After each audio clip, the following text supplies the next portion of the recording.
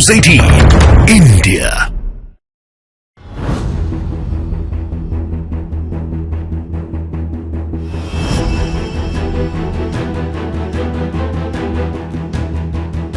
काफी बड़ी घटना यहाँ पर हल्द्वानी में हुई है। पुलिस फोर्स की अतिरिक्त तैनाती यहाँ पर की गई है।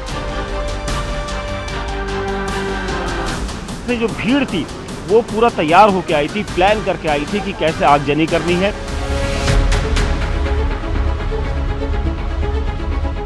ये स्टेट मशीनरी को चैलेंज करने की कोशिश की, राज्य सत्ता को, कानून व्यवस्था को चैलेंज करने की कोशिश की।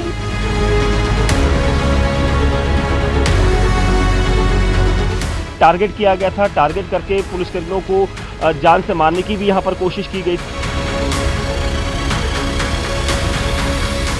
सरकारी कर्मचारियों पर जानलेवा हमला करेगा तो उनके खिलाफ स्टेट बहुत सख्ती से निपटेगा।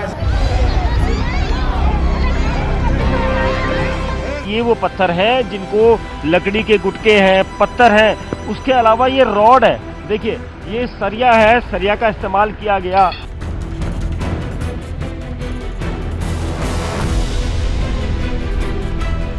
जो मॉब थी, जो भीड़ थी, उन भीड़ में कुछ ऐसे लोग थे जिन्होंने इसका फायदा उठाया। जिन्होंने इस सारे मॉब को भड़काने का काम किया है। पुलिस थाना यहाँ पर बनभूलपुरा का बोर्ड पूरा जो स्वाहा किया गया और उसके अलावा दंगाई जो अंदर को गई, भीड़ बहुत ज्यादा थी।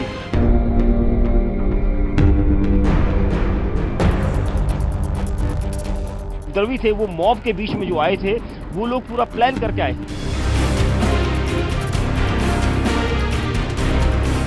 बाइक्स यहाँ पर बहुत बड़ा सबूत यहाँ पर दिखा रही है उस उपद्रव का। लोगों को चिन्हित किया जाएगा और इनके खिलाफ सख्त से सख्त जो हमारा NSA है, नेशनल सिक्योरिटी एक्ट, उसके तहत इनके खिलाफ कार्रवाई की जाएगी।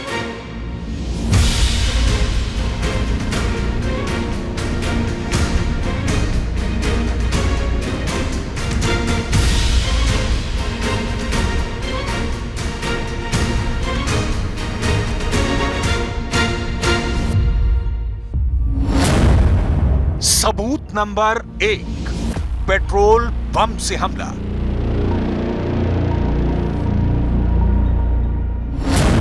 सबूत नंबर 2, पुलिस की गाड़ियां फूंकी।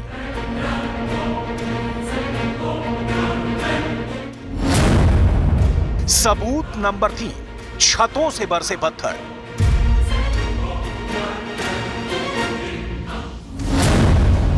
सबूत नंबर 4, देसी असलहे से फायरिंग। सबूत नंबर 5, सरिया से जानलेवा हमले। सबूत नंबर 6, प्लानिंग के साथ हुई हिंसा।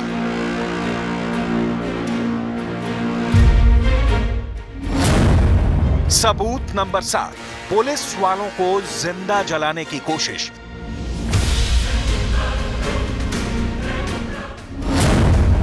सबूत नंबर 8, 3 घंटे में 100 से अधिक गाड़ियां स्वाहा।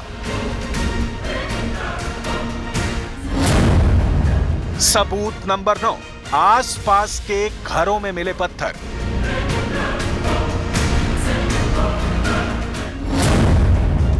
सबूत नंबर 10, CCTV से साजिश का पर्दाफाश। जिन लोगों ने भी सरकारी संपत्ति जलाई है या लोगों की संपत्तियां जलाई हैं, वाहन जलाए हैं, उसके सारे वीडियो फुटेज, फुटप्रिंट सभी उपलब्ध हैं।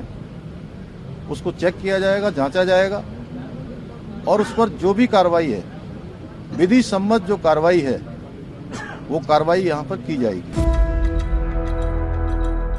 हल्द्वानी को किसने सुलगाया, इसके सबूत सामने आ गए हैं। पेट्रोल बम से कैसे पुलिस वालों को जिंदा जलाने की कोशिश हुई, उसके साक्षात प्रमाण मिल गए हैं।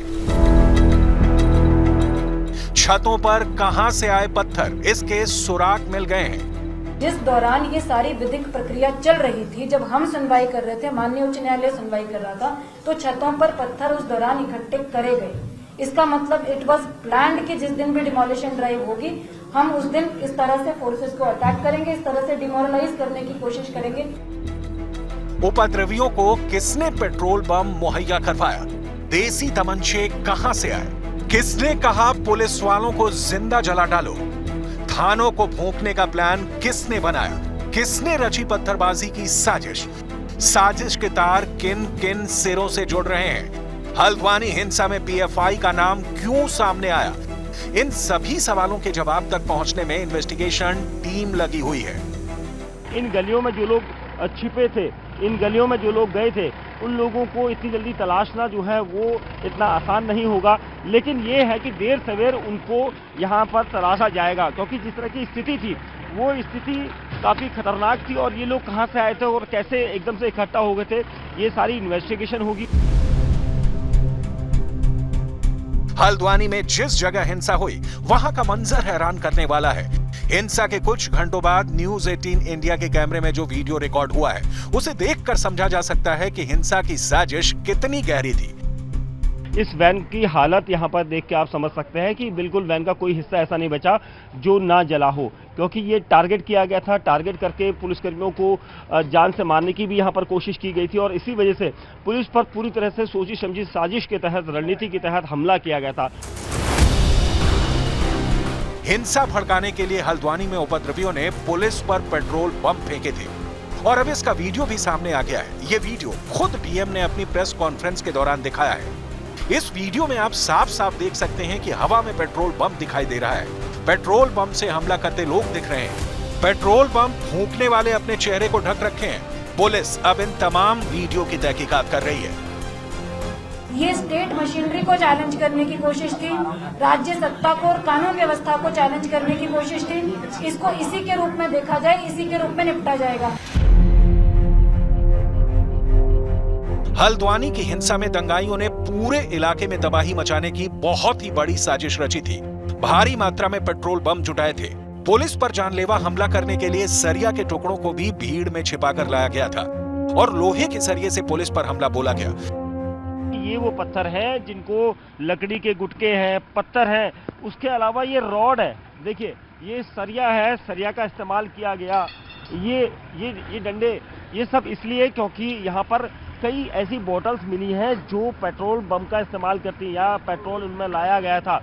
ये सब इसलिए क्योंकि यहाँ पर जो लोग भी थे वो सब उपद्रवी कोई प्लान करके आए थे। ये देखिए इनमें पेट्रोल लाया गया था। हिंसा भड़कने के बाद हल्द्वानी में उपद्रवियों ने चुन चुनकर आगजनी का टारगेट सेट किया। पुलिस की गाड़ियों से लेकर बाइक और दूसरे वाहनों को कैसे टारगेट किया गया, इसके खुलासे बहुत ही डरावने हैं। जगह जगह धधकी आग के ये निशान बता रहे हैं कि पूरे शहर को जलाने की साजिश रची गई थी।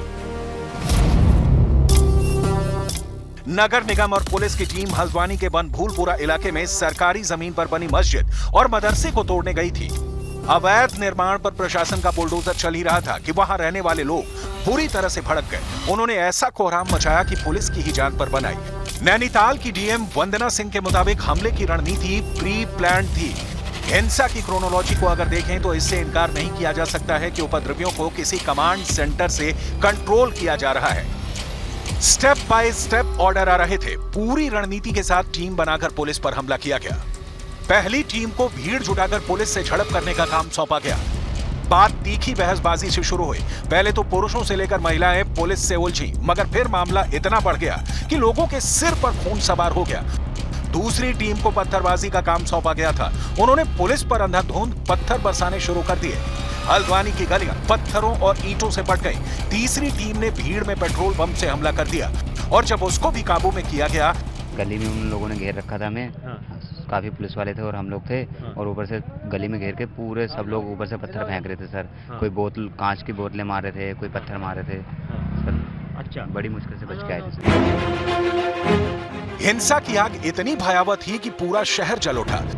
दंगाइयों का निशाना बने पुलिस वालों ने आप बीती सुनाई कि कैसे वो मौत के मुंह से बचकर निकल आए। चारों तरफ से हमें घेर लिया। वहाँ टारगेट कौन था? टारगेट हम ही लोग थे। हम ही लोगों को पत्थर मारे गए। फिर फोर्स आया हमारा, बड़ी मुश्किल से भी फोर्स, जब लोकेशन देखी फोर्स आया, उसके बाद जाके हम लोगों को बाहर निकाला। फिर हम बच के आ रहे थे तो ऊपर से शीशे वगैरह सब फेंके। आगजनी और पत्थरबाजी की ये साजिश कोई नई बात नहीं है। देश इससे पहले सीएए एनआरसी के विरोध में दिल्ली में भी ऐसी हिंसा देख चुका है। अब यूनिफॉर्म सिविल कोड को लेकर उसी अंदाज में हल्द्वानी को सुलगाया गया। पुलिस प्रशासन को जांच में मिले सबूतों के बाद उत्तर प्रदेश के पूर्व डीजीपी और बीजेपी सांसद ब्रिजलाल ने हल्द्वानी हिंसा के तार पीएफआई यानी पॉपुलर फ्रंट ऑफ इंडिया और बांग्लादेशी घुसपैठियों से जोड़ दिया है। पीएफआई का रोल तमाम जगह इस टाइप की हिंसा फैलाने में रहा है। जैसे सीए कार्रवाई हुई यहाँ, चाहे शाहीन बाग हो। अब पुलिस एक एक उपद्रवी की तलाश में लगी है। 4 उपद्रवियों को गिरफ्तार किया गया है। सीसीटीवी में रिकॉर्ड वीडियो से सुराग जमा किए जा रहे हैं। उपद्रवियों की शिनाख्त हो रही है। सीएम धामी ने साफ शब्दों में बोल दिया है कि एक भी उपद्रवी नहीं बचने वाला। अभी हल्द्वानी में माहौल कंट्रोल में है। चप्पे चप्पे पर पुलिस बल की तैनाती की जा रही है।